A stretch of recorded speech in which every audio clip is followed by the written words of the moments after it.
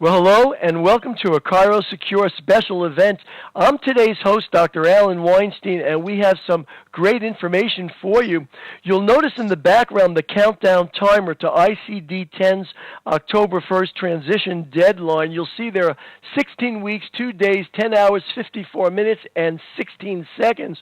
And depending on when you come to this video to actually watch this, will tell you exactly how much time you have. By the way, you want to mark down this web page, digitalcoding.chirosecure.com, because you'll be coming back here to use this software to either subscribe or to log in. And really what this show's all about today is how to make your transition as simple as possible. Now, ChiroSecure has partnered with the H.J. Ross Company, who are experts in billing and coding for more than 40 years.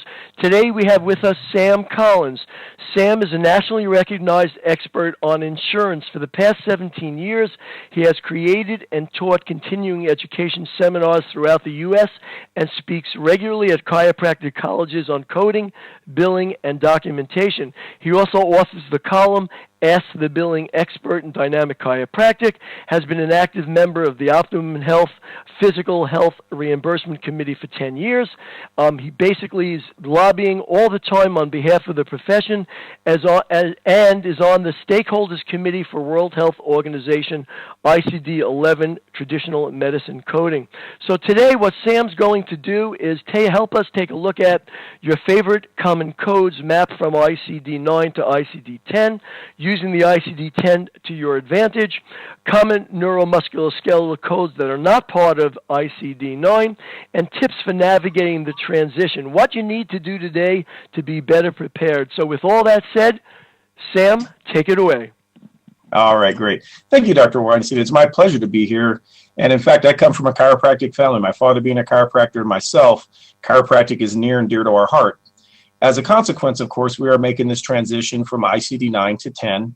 And for many, it may appear daunting, but really shouldn't be as bad as most people think it will be, because simply put, you're going to use the common codes that you use now. For the most part, chiropractors probably commonly code somewhere around 30 to 40 things statistically, and even of those 30 to 40, probably only use 10 to 15 real commonly. So it's not like you need to know every single code. For instance, in ICD-9, that code set, which we've been using now since the early 80s, has 13,000 codes. Obviously, we don't use anywhere near that, so clearly 13,000 seems like a lot for that matter. They are 3, 4, and 5 digits long. Most doctors obviously are probably pretty familiar. For instance, a flat foot is 734, or a strained sprain of the cervical is 847.0. A migraine headache is 346.00. So there are codes that can be either 3, 4 or 5 digits long, and they're all numerical. There's 17 chapters within that, so it's certainly a pretty big book with a lot of codes, and we're going to transition to ICD-10. Now, ICD-10 at first may appear, oh my goodness, look how many more codes we have. You'll see here there are 68,000, so roughly 6 times as many codes. Does that mean we will use 6 times as many codes? No, not likely at all. The coding here is a little bit different in that they are digits or characters in length. They go from 3 to 7 characters. The difference here is they're not numerical, but alphanumerical. In fact, they all have an alpha start. And so with these codes, the one way you'll know they're different is that there's always going to be a letter at the beginning of the code. Now, what's important to remember is the start date of this coding. The start date is October 1st of 2015. And though it's a big one with 21 chapters, let's bear in mind, well, when it starts October 1st, what does that really mean? It means that any service you provide October 1st or later will be coded with ICD-10. If you have a patient you have treated in September and send the billing in October, that billing will have ICD-9 because the service was provided in September. It's only for services provided October 1st or later. So in reality, providers may still be using ICD-9 in October simply because they're sending bills that were for treatment in September, or for that matter, if they have a bill that needs to be resubmitted, if the treatment was prior to October, it will have the ICD-9. So very important to remember that start date. There is not going to be any transitional period where you can say, oh, I want to use this one. It has to be specific. Treatment that was provided October 1st or later will have ICD-10. Now, many people look at this as being hard, but in reality, the ICD-10 codes are simply just more descriptive. If you think of it in these terms, diagnosis is what the carrier knows about your patient. If you're billing insurance or just putting in your chart notes, it's how we determine care. So what is wrong with your patient is determined by a diagnosis, and it's international, so it's numerical.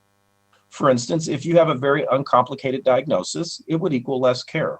For example, if you have someone with simple back pain, 724.2, you wouldn't think of that as being very complicated and probably would have a handful of visits and assume the patient would be off on their way.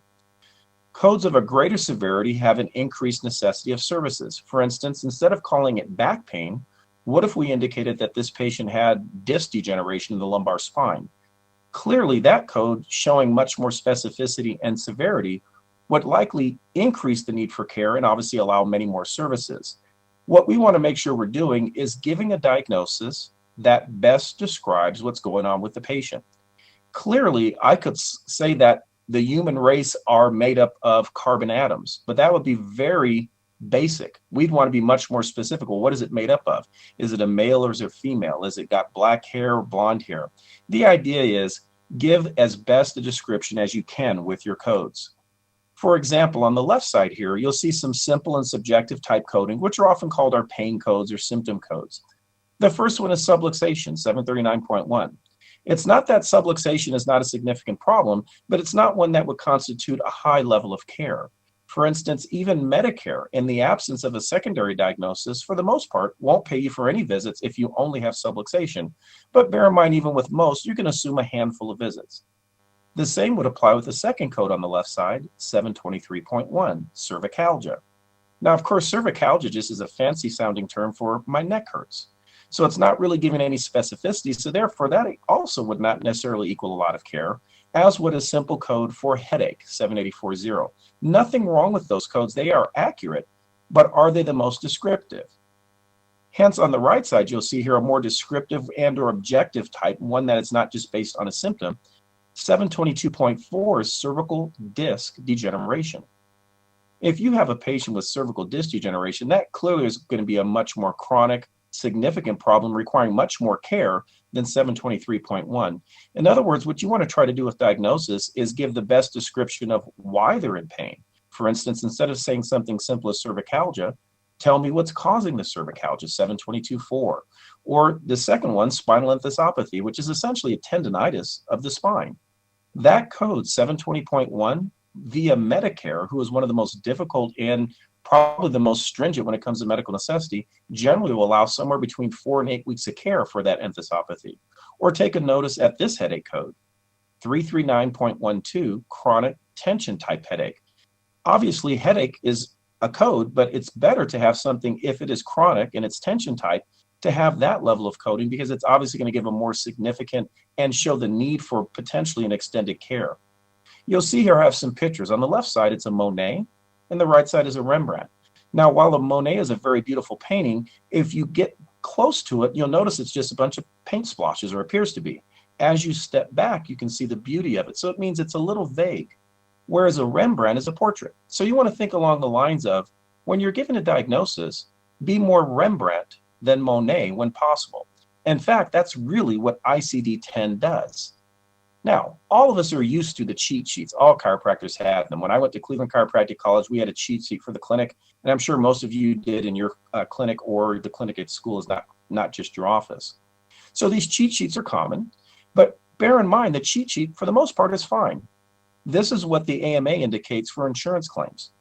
5% of codes represent 70% of claims, or to put it more clearly, 5% of diagnosis represents 70% of the need for care for most people.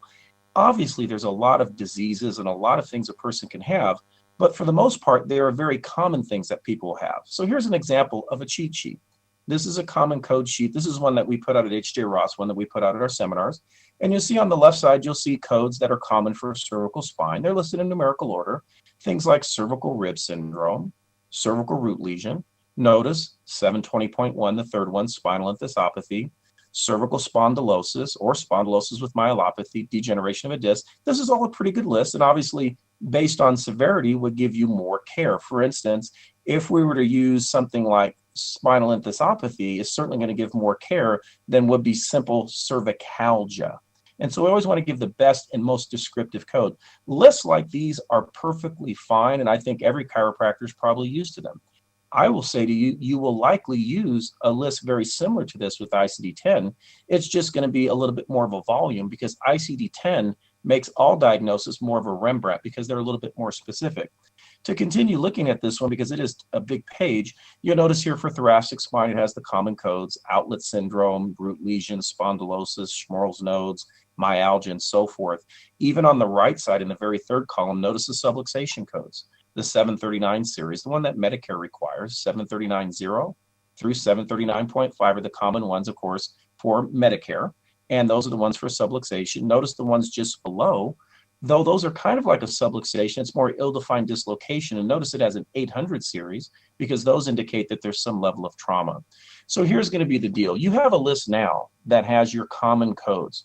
My suggestion, first thing to do is take that list and begin converting to make sure what are the common codes you are using now to make sure you have the changeover to the ICD-10 codes. So again, nothing wrong with the list, but just make sure your list has a conversion from one code to the other. What does it equal? Well, for ICD-10, here's what I would suggest we do. Create that list and begin mapping the equivalent codes to ICD-9. Now, many codes are simple. For instance, cervicalgia 723.1 converts over to M54.2.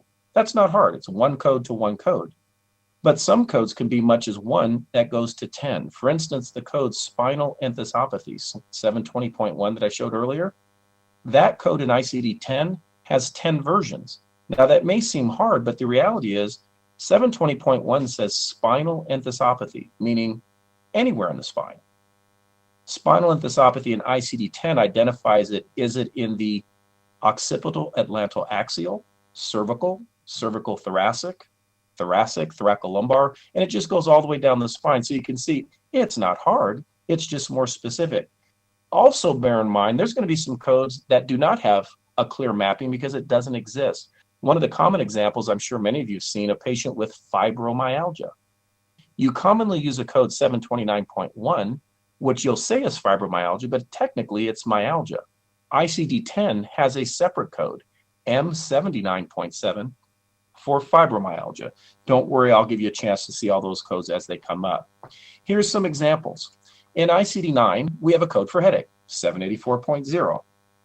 The ICD-10 code, R51. Not too complicated to me. It's just learning something new. In fact, I recently lectured at Palmer College, and one of the things I realized is the students that will not graduate after October pretty much aren't probably going to even learn ICD-9. So anyway, 784.0 to R51. But there's also another code for a vascular headache, so G44.1, if in fact that's going to be an issue. Migraine headache, you'll see here, is 34600. The ICD-10 code, G43109. Now, I will say that code is not hard. It's just a bit unique. It's something that we're not used to seeing, but frankly, we'll just get used to it. Just like we're used to 34600 being migraine, we'll be used to G43109 being migraine. Here's another example, though, where it does get slightly more complicated. The ICD-9 code for sciatica, 724.3, is pretty straightforward, sciatica. But I bet many of you have had patients that have had bilateral sciatica, or have had sciatica with back pain and sciatica without back pain. Often they'll have pain just down the leg. ICD-10 addresses all of that. ICD-10 has codes, in fact 6 of them, that indicate sciatica.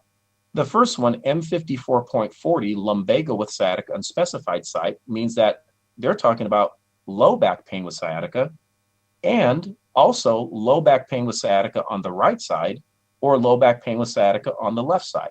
Now, I have highlighted that code in green because generally you're never going to use an unspecified side. When someone comes in complaining of sciatica, I am certain you're going to find it's either the right or left side or both. So you would indicate specifically the M5441 or M5442. Notice those both indicate lumbago, meaning low back pain, sciatica right side or left side. If the patient has it bilaterally, you will actually use both codes. This is why they updated the 1500 form with 12 spaces. Notice if you just have sciatica, there's a code, M5430, meaning only pain down the leg, and it says sciatica unspecified. Again, I highlighted it in green because it's probably not a code you would use, because either you're going to realize it in that it's going to be on the right side or the left side. Now, something unique you probably may have picked up on, notice the code that indicates right ends in 1. The code that indicates left ends in 2. So whenever you have an ICD-10 code that has a sidedness to it, meaning a right or left, if it ends in 1, it's going to be right. If it ends in 2, it's going to be left. So for the most part, what we're noticing is that the codes just are more specific. Think of a patient coming in now. When you say sciatica, what do you picture? But then if I were to say to you, there's low back pain with sciatica on the right side, and then also low back pain with sciatica on the left side, that's going to give you a much different appearance of severity of the patient. Here's some other things that are new or separate. In the spine, they have distinguished the levels. So ICD-10 has cervical as well as cervical thoracic as part of the cervical and thoracic spine, thoracic and thoracolumbar and lumbosacral. And instead of the disc just being identified as a degenerative disc, it specifically goes C2, C3, and so on, so that you can identify which disc is being injured or has a problem, which means if you have multiple discs, you will have multiple codes. Another thing that's different in ICD-10 is that strains and sprains are separate. So in the spine, you have a code for a strain, which means muscle, or a code for a sprain, which means ligament. Note that they're in each area. So if someone's been in a car accident with a pretty severe injury where they have a strain and sprain, you're going to be using 2 codes because you're going to identify sprain and strain. In addition, as I mentioned earlier, there's a separate code for myalgia and fibromyalgia, separate codes for spasm and back spasm. There's also new codes, codes that we've never seen before. There's codes for hamstring strain, quadricep strain, adductor muscle strain, or the one that's common if you've ever treated a runner is iliotibial band syndrome. And of course, all of these have a distinction of right to left. Now, the hamstring, iliotibial band, and left-right distinction are something brand new. That's different. You're not going to be able to map those codes because there is no existing code for them. So what we have to take a look at is, and why we've done this digital coding the way we did, and we partnered with ChiroSecure on it, is it gives you access to go in and search for codes. So the first thing you notice when you get to this site is you have a search bar right at the top. If you want to find an ICD-10 code, you can simply type in the simple word subluxation. I'll go ahead and put it in here and click search. And you'll notice immediately we get codes for subluxation. Now they come in numerical order and you can reorder them just to make it easier to use. So I'll reorder it. And you'll notice here at the top, it now gives me 739.0 on the left side, which is ICD-9. And then to the right side, you'll see M9900 for segmental somatic dysfunction for subluxation or Medicare. Notice at the end, it indicates Medicare subluxation. Just as a reminder, this is the one for Medicare. So you can see here, the conversion is relatively simple. 739.0 goes to M9900, 739.1 to M9901, and so on it goes. But then you'll notice there are many codes for subluxation because we have things like subluxation complex, or I'll go a little bit further, subluxation stenosis of the neural canal in the pelvic region or the sacral region. So it gets much more specific as to the type of condition you have. So that's pretty straightforward. You can go and type in a word, or you can say, you know what, I already know the code. I just need to find the other code. So we'll type in 739.1. We click the search, and it pops up, 739.1. And notice they come up in numerical order. We have segmental somatic dysfunction, the Medicare subluxation or subluxation complex of the head region. Notice cervical and head being separate, meaning if it's occipital region. So again, trying to make it relatively simple for a search. Another code that's common, let's try back pain, 724.1. Search that one. Now this is pretty simple. Notice one code, 724.1, which is thoracic spine pain. For ICD-10 is M54.6. One of the things we tried to do with this is to make sure that this document and this coding manual is something that you can use prior to the transition, during the transition, and when the transition is fully complete. You'll always have access to ICD-9 codes on the left and the ICD-10 code on the right side, always giving us a way to look and make sure that we've got the right code for use. Now, this is a pretty big document. It allows you to search in this bar here, but you'll notice as I move down, you're going to see a lot of other sections here. There's a section for diagnostic codes, a section for CPT codes, a code conversion, so if you just want to do a simple code conversion. There's a news section that just keeps you up to date as to what's going on. A complete document library, which I'll show you a lot of the documents we have there for your access. Things for PQRS and Medicare are all there. We have a full medical dictionary. We also have a favorite section, which I'll show you a little bit more about later, but that allows you to just pick the codes you use commonly. So you have that list. There's a section on orthopedic test, meaning not just the orthopedic test by name, how to do it, and its diagnosis. There's a section on video tutorials that is going to give you things, tips on coding physical medicine, coding time services, coding E&M codes. We're trying to make sure that you have access to make sure, am I doing it properly? There's also a section for Medicare and a section for our corollaries, and that's something unique to the H.J. Ross document. When I was in Cleveland Chiropractic College in the early 80s, this document, this corollary, was actually only 5 pages long, and it was actually a required document of our differential diagnosis. And what it did was to help you correlate diagnosis by correlating a symptom with the findings and what the potential diagnosis are. So let's take a look at a little bit through all of these. Let's go into the diagnostic code section. This is what I think makes it easy. We've done it in such a way that you're going to have your diagnosis codes listed in a few ways. One, you can just click on a body area, like click on the head, and that'll bring up codes for the head. So you'll see here codes that allows me to go in and shows tension headaches, tension type headaches. Or I can go in and just click on the head here, and that brings up the codes just in that way. And again, these codes can always be reordered according to their numerical by clicking on the top here. But again, notice just for head, notice all the coding here. Tension type headache, post-concussion syndrome, cluster headaches, episodic cluster headache. In fact, you'll notice, oh my goodness, this is a lot of codes just related to head. These are all just headaches. Migraine codes are here, but you notice what's also is here are things like adhesions and TMJ, so everything that involves the head or skull, on the focus of being somewhat on neuromusculoskeletal, since that is what chiropractors are paid for, particularly when it's going to be towards insurance. So we try to make it in such a way that it would be an easy way of looking it up. Now, to give you some ways of also looking, you can go in and click and say, click on the cervical spine, and I just click on the term here, and you'll see here it gives me this giant list of codes. Now, this is still a good usable list. You can look and go, okay, let me just search through. You can do it in such a way where you can click on the alpha order or click on the coding order. But probably what will make it just the simplest is go in and search by keyword or probably by code. Now, a common code used in chiropractic offices are typically going to be neuritis or radiculopathy. The code in ICD-9 is 723.4. I'll go ahead and type that code in and search, and you notice immediately what it does, it brings up all the codes that are 723.4, but notice here how they line up. We have radiculopathy that's cervical thoracic, we have radiculopathy that's cervical, radiculopathy that's occipital atlantal axial. Notice all of these codes in ICD-9 are 723.4. The difference here is it breaks down M5411, occipital atlantal axial, 5412, cervical, 5413, cervical thoracic. So for instance, if you have numbness and tingling in the index and thumb, we would know that's going to be cervical. But if you have it in your last 3 fingers, that would probably be radiculopathy cervical thoracic, meaning C8. So it allows you to try to just an ability to search through the coding and make it somewhat simple. So that breaks it down in that way. Let's take a look at another one that's cervical to show you the differences. 721.0, I'm sure you're all familiar, is cervical spondylosis or arthritis of the spine. And you notice when this one pulls up, it does the same thing. This radiculopathy, or excuse me, this spondylosis, you'll notice, does the same as we did earlier. It's going to be occipital atlantal axial, cervical thoracic, cervical, and so forth. So each area has a bit differently.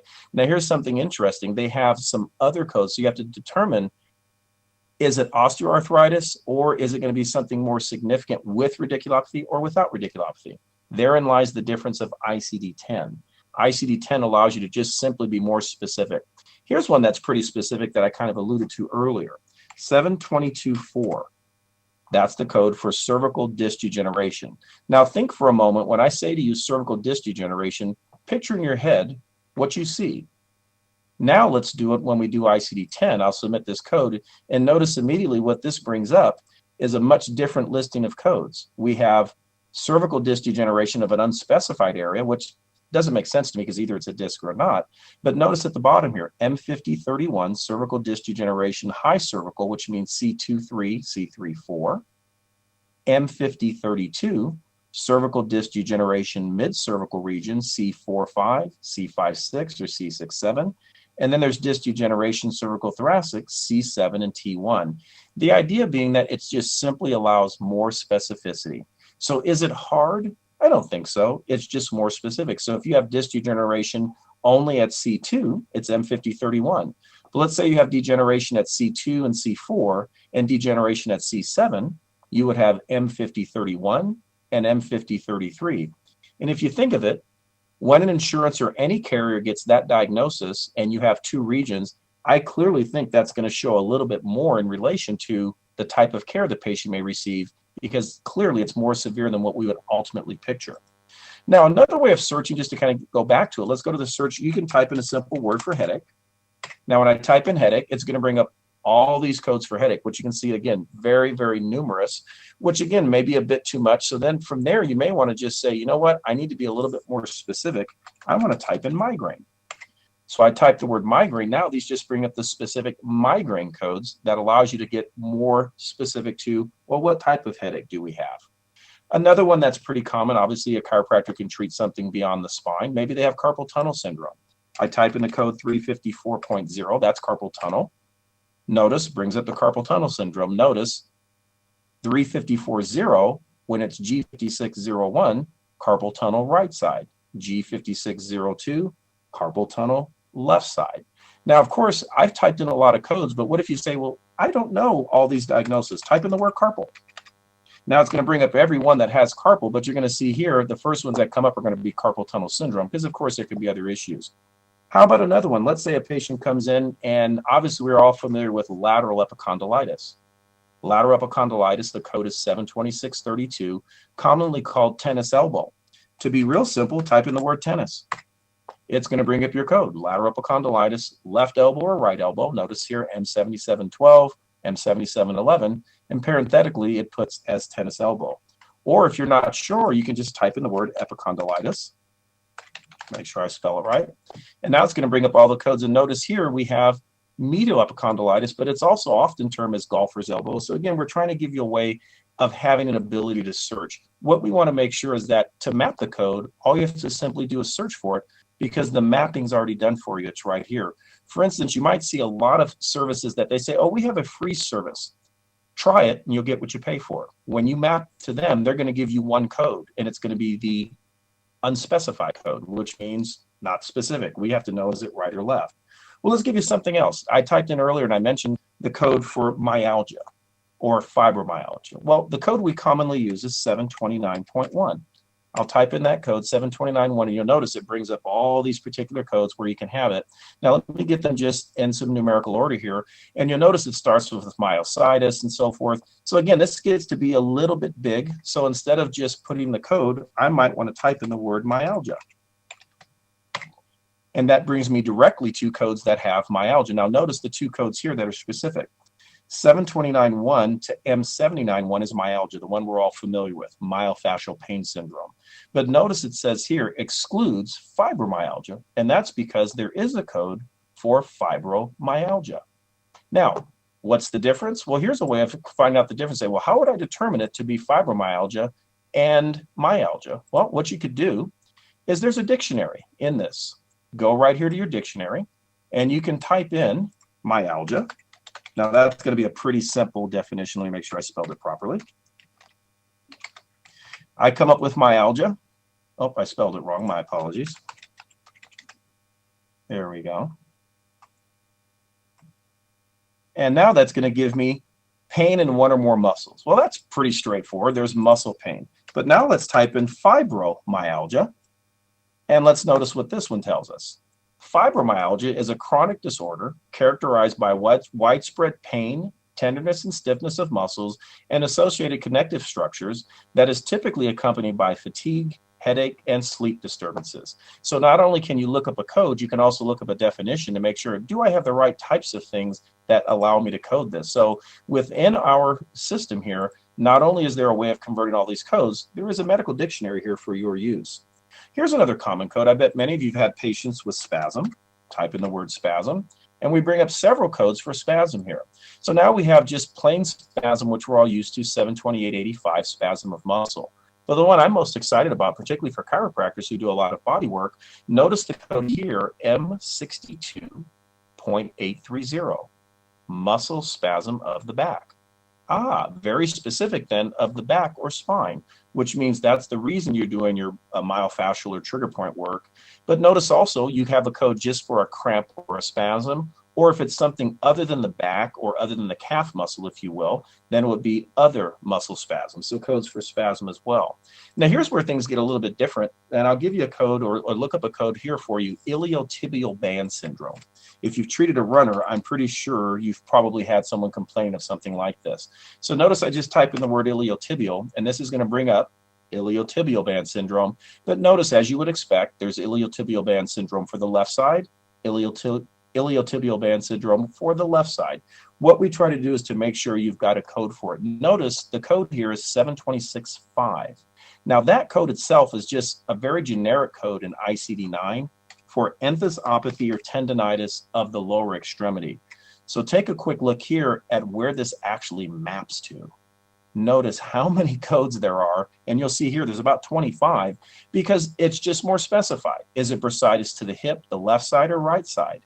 Is it iliac crest spur? Is it psoas tendonitis? And of course, left or right. Trochanteric bursitis, left or right. So let me reorder them here, and you can see all of them pop up that way. Now notice I reordered it so the numbers come up in order, but if you ever wanted to make it just in alpha order, click on the description and it brings it up according to the alphabetic order.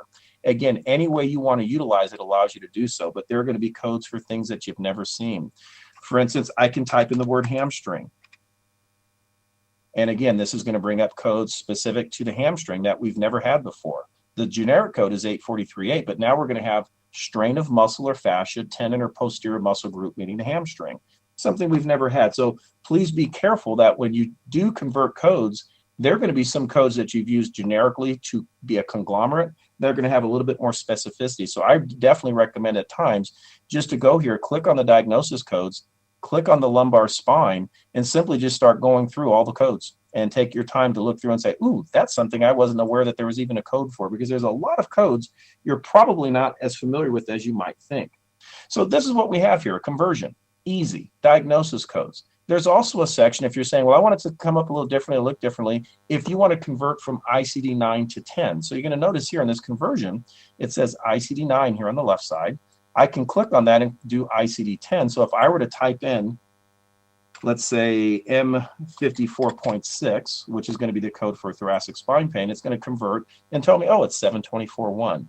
So it's a way of going backwards or forwards. So whichever code you come up with allows you to pick the right code by converting from 9 to 10 or 10 to 9 if you prefer. And again, that's going to be, let me bring you back to the home page. That's going to be right here in this code conversion. Another thing you can see here is that there's a lot of codes. And certainly that can be a bit overwhelming because you're all going to say, well, I want a place where I can pick my common codes. Well, each code has a section here, and I'll demonstrate it. If I were to click on the cervical spine, you notice here on the right side, it has a little box. If I click on that box, clicking on that box allows me to save that code as a favorite. So when I go back to the home page, instead of just searching through everything, once you've gotten the codes that you like, click on the favorite section. And in this favorite section, you're going to see the codes that are common to you, the ones that you've chosen. So notice here I've chosen regular headaches, tension headaches, segmental dysfunctions. I've picked the radiculopathy code, spinal enthesopathy. Now remember that code I gave you earlier? I talked about spinal enthesopathy. Just take a look here at this code. M4601 is spinal enthesopathy, occipital-atlantoaxial region. M4602, spinal enthesopathy of the cervical region. M4603, spinal enthesopathy of the cervical thoracic region. So notice it just goes into the spine. Now imagine a patient that has 3 regions of the spine. We now can code it and more easily document we did a 98941.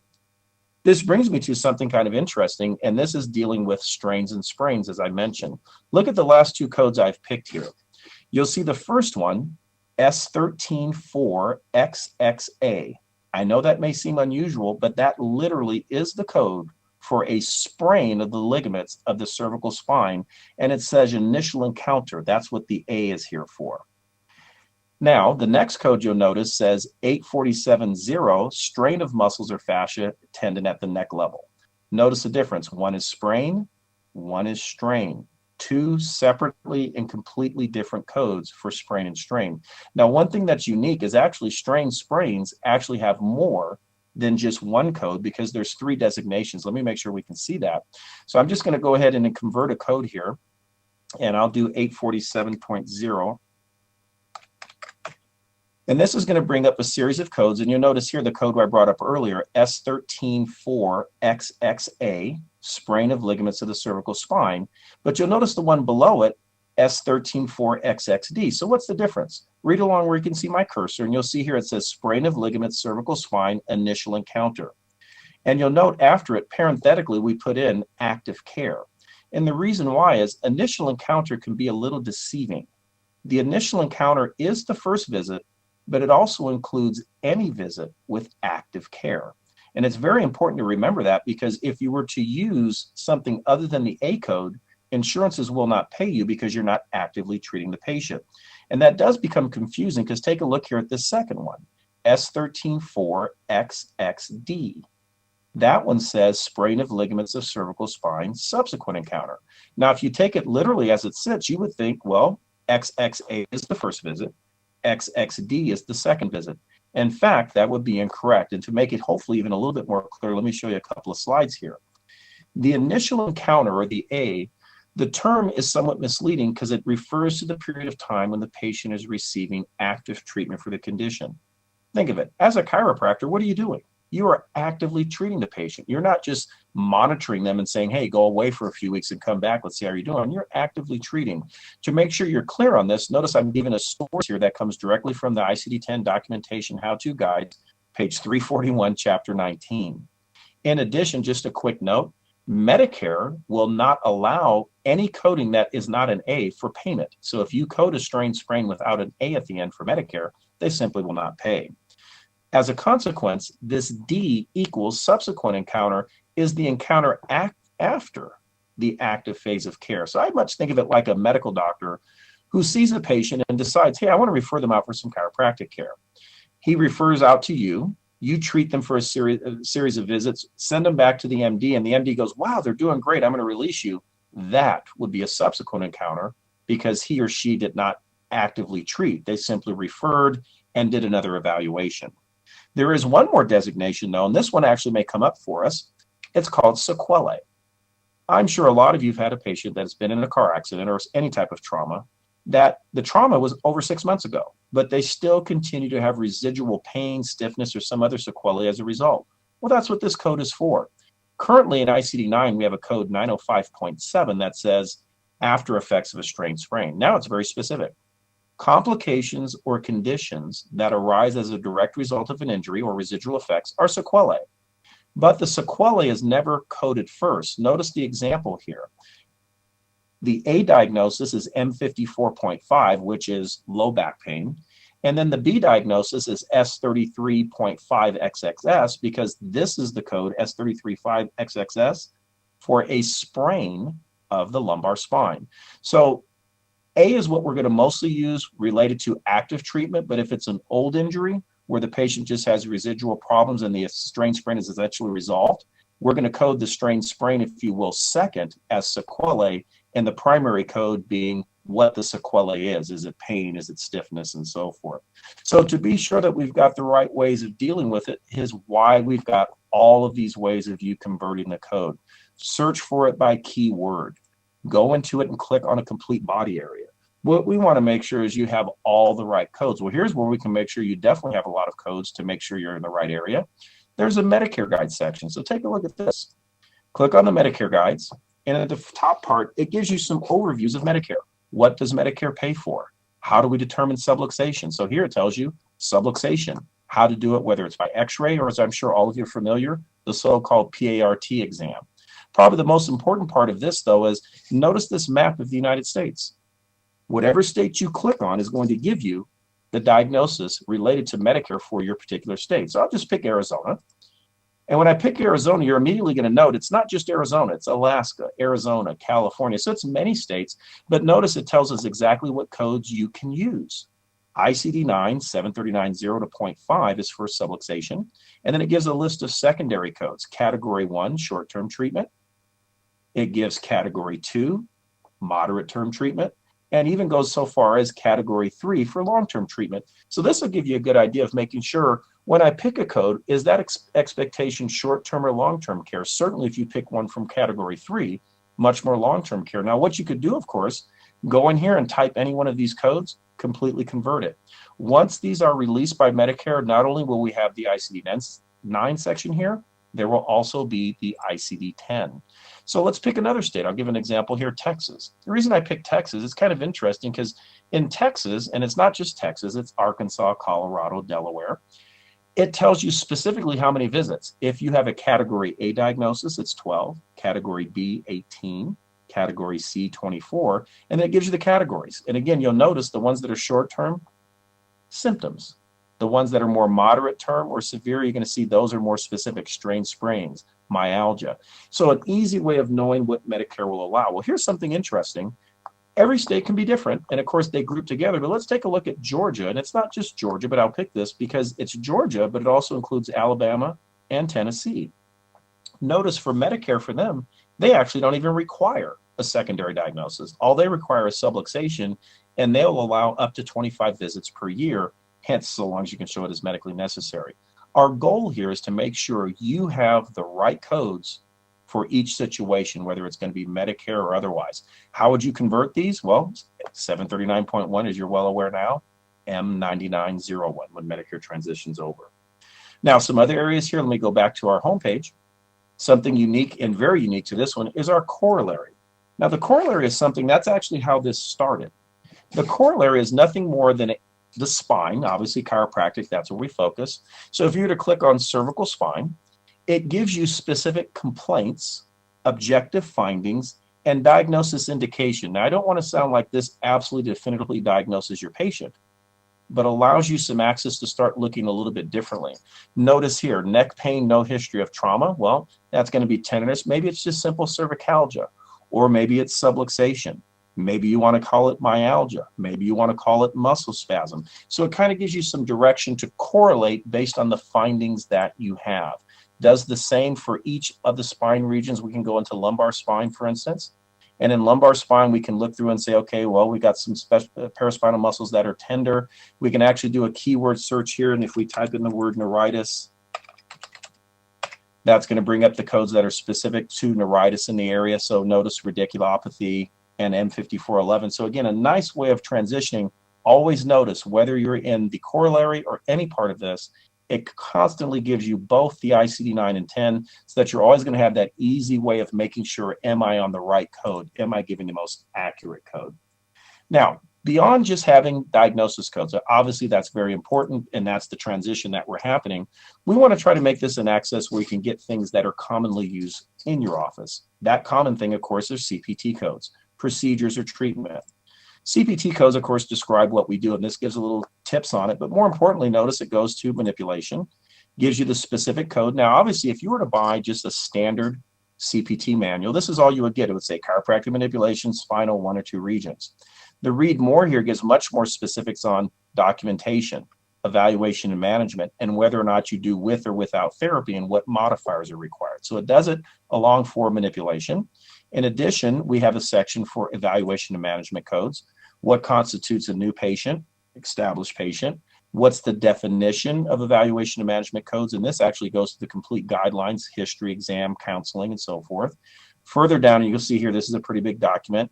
It gives the complete documentation guidelines. So if you're ever questioned about what level of exam you've done, you can use this as a way of auditing yourself. Did I have enough bullets or enough information to qualify for the code? And then, of course, beyond that, we just simply have the codes, 99201 through 205, 99211 to 215 with complete descriptions, an easy way, again, of accessing the type of services you provide. And maybe the more important for some providers who choose to do some physical medicine services, all the physical medicine services here, and I'll go slowly, are listed. Again, much like you would have in the CPT manual, but notice if you click the read more, it's going to give you very specific definition and documentation about the service. I'll give one that's common for chiropractors, obviously, 97140. We'll scroll down to it here, and it's a little bit down the list. And you'll see here manual therapy techniques, examples, mobilization, manipulation, manual lymphatic drainage, and so on. That's what you'll read in the book. This is going to give you much more detail. Now, specific definitions, supportive documentation. What does it require? Whether you use the modifier or not. Does it combine with other services? In other words, giving you a full definition. This comes from the AMA, the American Physical Therapy Association, American Chiropractic Association, as well as CMS or Medicare. So that way we've got a good definitive resource for you. Along with the CPT section, the final thing we have is an x-ray section. And for x-rays, it's an easy way of just looking up the codes, but we break them down into the head, neck, and soft tissue, chest, spine. So it's an easy way of always saying, do I have access to the codes? Our goal is that this should be as complete a book as you need, for the simple reason, most often, you're not going to use every single code in those books that cost hundreds, if not thousands of dollars to constantly update. And that's the beauty of what we have here. This system is online so that it's constantly and always updated. If something changes, if there's more information that are necessary, it can be updated. We've pretty much updated this library pretty much on a weekly basis as to everything that's needed. What we also make sure that you have, though, is a pretty long document library. Now, some of the things here, some of you may not need. For instance, we're getting ready to have a 1500 form. We have one in here now. This one just allows you to print it, but in the next version, which should be out in a couple of weeks, you'll literally be able to type directly into the form and print it. Obviously, if you're doing just a few claims, that could be pretty easy. One of the things we also do have, though, is a chiropractic insurance guideline. Obviously, most chiropractors can be pretty familiar, but certainly I think it's important, if you're billing an insurance, know what they want. And so here it has a complete link that you get to the Cigna policy, and you can move here, and I'll just highlight a spot here. Notice what Cigna says, and I'll highlight it, that a neuromusculoskeletal condition is diagnosed and may be relieved by standard chiropractic treatment. So if you think of it, what diagnosis would Cigna want us to have? A neuromusculoskeletal diagnosis. Our goal is to make sure you have all the references to deal with it. We have Aetna, Blue Cross, Cigna, Optum Health. There's a super bill. There's physical medicine and definitions, which of course you always can see there. We have E-codes or causation codes. Most of you probably will never use those because they're not required, but nonetheless, if you ever wanted them, you can click on them and they'll hyperlink. Something else we have, though, are simple forms. We have financial agreement forms. So here's a common one for Medicare, so that when a Medicare patient comes in, it tells them about their Medicare services. What's your deductible? What the coverage is, telling the patient, after you have met your deductible, Medicare will reimburse 80% of the allowable treatment charges. The only allowable treatment by a chiropractor is manual manipulation of the spine. In other words, we're giving you documents to make sure when you're dealing with the patient, you have everything you need. We have, for instance, here, HIPAA notices. So a simple HIPAA privacy notice, if you need to update, you click on your HIPAA privacy notice, you wait for it to open here, and then up will pop that notice. And you'll see here a HIPAA privacy notice that you may go in, put your own information at the top here, type in your office name, and allows you to simply make sure that I have a HIPAA notice for me or for your office. And we don't want to save that. Along with that, we have an informed consent that many of you may need to use depending on your malpractice or depending on your state. Insurance letters to deal with issues. For instance, when an insurance company is requesting a refund, we have a letter to deal with that.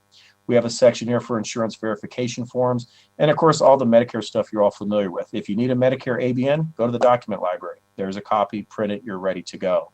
You never have to go anyplace else but here. We have PQRS information. Along with that, though, and probably the thing that you'll use quite a bit of, as I'm sure many of you are familiar with, Medicare is now requiring PQRS, or Physician Quality Reporting System. What this allows you to do now is to have those forms available to you. So if you ever wanted to use an Oswestry, just take a look at your list, click on Oswestry, up it pops. That's the scoring method, how to do it. So it tells you exactly what to do. But we also have the complete index. Also comes with the picture. You could print these out as your patients come in. It allows you to easily document it. Or if you're saying, hey, I don't like that particular one, I prefer to use something like the general pain index. This is one that's more functional based, but it's going to have what can a patient do from family and home responsibilities all the way over to I can't function at all, whether it's recreation or otherwise. What we want to make sure you have is all these different types, but notice what they are: balance tests, concussion evaluation, neck disability, depression, sleeping scale, gait assessment. And we also finally have a pretty good section here of guidelines when it comes to chiropractic care. What you would do with any of these, once you click on it, just completely search. Some of them are pretty large, and you simply would search for the word chiropractic, and would it give you some evidence-based guideline to make sure, am I fitting within that guideline? And when you're not, it allows you to simply say, you know what, I'm going outside of the guideline and these are the reasons why. These guidelines help you do it. In fact, I'll show you a quick one here. It comes up in this way, and you can see here it's a pretty long guideline, but you could simply click on it and say, well, let's talk about yoga and when it comes to work comp. And here it tells you. It's recommended as an option only for select highly motivated patients, and it says there is considerable evidence for the efficacy for mind-body therapy such as yoga in the treatment of chronic pain. So it gives you some access of when you're doing exercise or some type of exercise. Well, why are you doing this particular one? Giving an easy way of accessing it. Here's what we want to make sure that every office has accessible to them. Have a place that obviously is going to make ICD10 easy. It shouldn't be that hard. If you think of it, most of you are probably using maybe 20 codes on somewhat of a regular basis. Those are the ones you want to make sure to look up. But for instance, you might say, well, hey, you know what? I have a patient coming in that has diabetes. I could type in the diabetes, and though we're obviously not going to treat it, quote unquote, at least now you have the code. So it's a way of looking it up. So it not only has the common things that you see, but some of the complications and others. What you also have here, though, is a way of making sure you've got what's going on new. Here's some recent posts we put in our news section. The top 10 ICD-9 and ICD-10 myths. Documentation and billing for physical medicine. CPT coding. There's a video tutorial section, as I mentioned earlier. You'll see here, I won't click on it, it'll be a little boring for you maybe, but this is a digital coding update for time and therapeutic physical medicine services to make sure you have all the documentation right. If ever audited, you can respond back and say, nope, I'm following the guides. Always reference as well. That's something that we're always and continually updating. So again, there's the time services, there's conversion here, there's a whole section on evaluation management. They each can be anywhere from a few minutes to sometimes as much as 20 or 30 minutes, depends on the topic.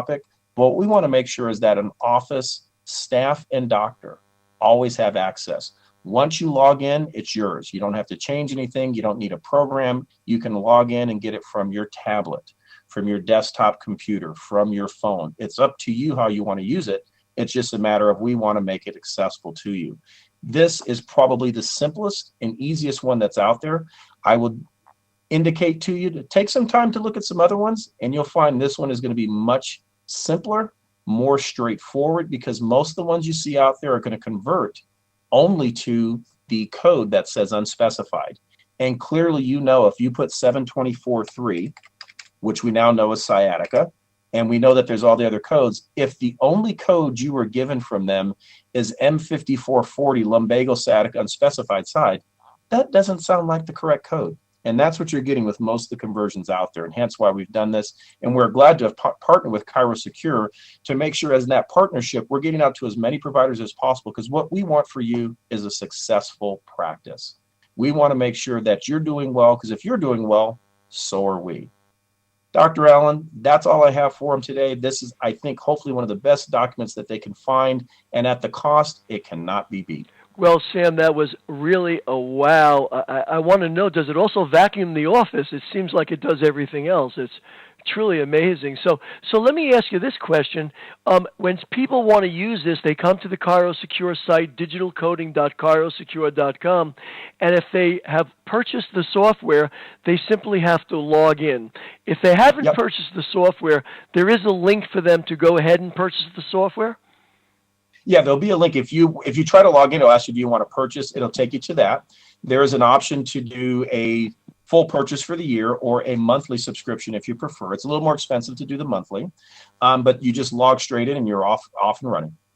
Fantastic. And what is the cost of the software? Do you mind answering that now? The software is $89.99 for a full 1 year, or $11.99 per month. Wow, that is amazing. To say the least, it really is unbelievably reasonable. A couple of questions, if you don't mind me asking, and then we'll just wrap this up. First of all, the presentation was amazing, and it literally seems, I don't know how you can make that conversion to ICD-10 without this software, because it literally does everything for you, and it looks very, very intuitive. You had mentioned that in the next version, there'll be a next version, that you'll be able to fill out the forms right online. If you buy the software now, whether you buy the annual or you buy the monthly, do you automatically get the updates? That's the beauty of this. And one of the reasons we did it this way is that if we always printed a book, but when you print a book, once you receive it, you're kind of stuck. That's it. We used to put a CD. Now, as we update, so what we're getting ready to do is to revamp the document library completely. We're going to put a whole series of forms, history forms, exam forms, and so it allows you access. Once you're a subscriber, any change we make is completely accessible to you. One of the things we wanted to avoid was this issue of you've got to buy the upgrade. Or for instance, when when Microsoft moves to the Microsoft 10 or whatever their new version is, you won't have to buy anything because ours is all completely digital. You just log in. When iOS goes to iOS 9, it won't matter. There won't be anything else new to buy. Once you're a subscriber, everything that's available on the site will be available to you. So when you have it today, we upgrade something in a week, you automatically get it. Well, fantastic. Now, can I ask you to do one thing? Because I know anyone who's watching this video is going to want to buy this thing right now. So is there a way that you could log out and show them what happens if they go to digital coding, ChiroSecure.com, and they want to actually go ahead and buy it so they can see exactly what the step-by-step is? Okay, well, sure. Here what I'll do, I'll log out. And there we go. So now that's just going to bring me to the page where I'm logged in. So what we want to do is just go to the main site. Let me just go back to it. And so when I go to this main site, it's just going to bring me to the site. Now notice it's going to say, hey, there's nothing there. Now something that's interesting that they can do, when you're not even purchasing it, click on this product video, and it gives you a short video overview, kind of what I just did. So that's always a quick way to look. But here's something kind of cool. You can click on diagnosis codes. It'll allow you to go in and search. If you click on the head, it'll pull them up, but it won't tell you what they are. But at least you can say, wow, look at all the differences of code. So it has you some ways of looking at it. So once you want to purchase it, you would go in here and you do a sign up. And then once you sign up, it just tells you what you're going to purchase. So you sign up here, click on sign up, and notice access to everything. So when we sign up, you go to that screen, put in your information, put in your credit card information, and you are up and running immediately. You make up your own user login and your own password. If you ever want to change that, that's something that's always up to you. You can always change it.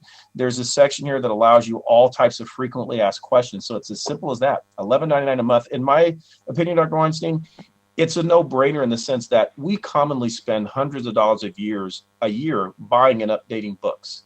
And often we're updating for only a few things. It's why I want to have something accessible. We're kind of moving to the next phase where we've realized no one buys CDs anymore because it's all digital. That's all we simply wanted to do here.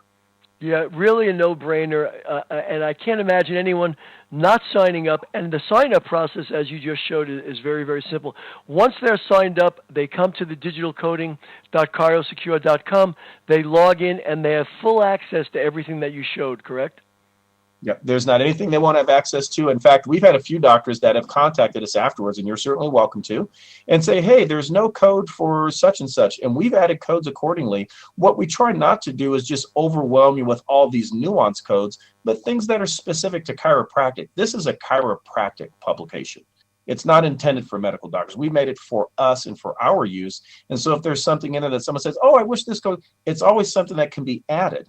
And so it's not something that's ever going to be stagnant. It's always can be something that can be expanded. Whenever something changes, not to worry. We'll update and change it. Well, fantastic. And the other thing about it that's really terrific is once you start using it and you start marking off the ones that are your favorites, it even makes it simpler because you could right away go to your favorites as you showed and have everything you need. So it literally, really, the more you use it, the easier it gets to use. Just absolutely a terrific program and unbelievable price. Again, you've been watching a special event from ChiroSecure and H.J. Ross. And if you are concerned about the transition on October 1st, well, the solution is right here before your eyes. Sam, I want to thank you for coming here and spending your time with us. You did an amazing job. Yeah, it's my pleasure. You know, I do want to point out one thing. If you have an office that you have an access point and you have 10 computers in that office, all 10 computers can access the site. You're not limited. So once you're on a network, if you have 20 computers on that network, they all will access the site. There's no limit that way. Well, absolutely terrific. If anyone watching this has any questions, feel free to contact info@chirosecure.com. But it's fairly self-explanatory, and we look forward to working with you on that. Also, if you've not been to the ChiroSecure website, make sure you click on that link in the navigation. Go to the ChiroSecure website and find out more about why ChiroSecure is the leader in malpractice insurance. I'm Dr. Alan Weinstein. On behalf of myself, ChiroSecure, Sam Collins, and H.J. Ross, we'll look forward to talking with you soon. Have a great day, everybody.